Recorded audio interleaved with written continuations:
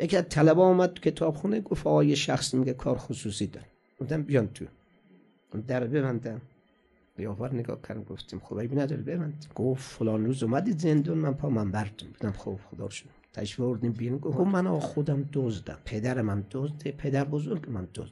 گفتم خب الحمدلله شغل شریف و خانوادم که همه نسب دار. خوب دقت کنید.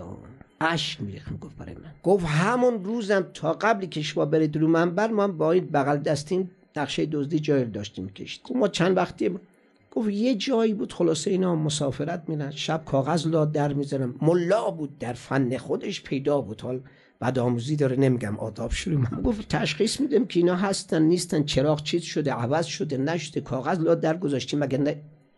شب و موعود رسید. رفیق منم یه جای دیگر میزون کرده بود. گفت اونام سفرن مشهدن. خوب جای ما اومدیم دیدیم کوچه هنوز رفته آمده، هوام سرد بود.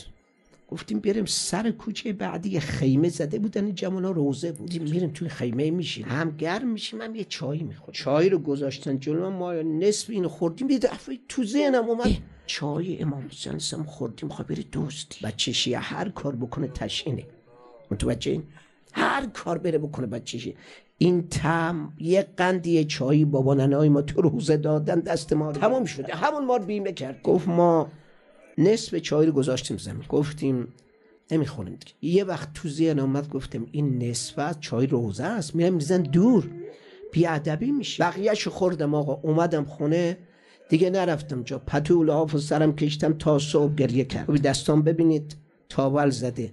از اون وقت یه دزدی نکردم. حالا من این کارو کردم تو عمرم چیکار کنم؟ دفتری که از مراجع فرستادم به رفقایی که زنگ زدم اونجا حواستون باشه اینجوری بنده که به عنوان رد مظالم یواش یواش نصف چای روزه به راه آورد و نماز و کار خطا رو گذاشت کنار.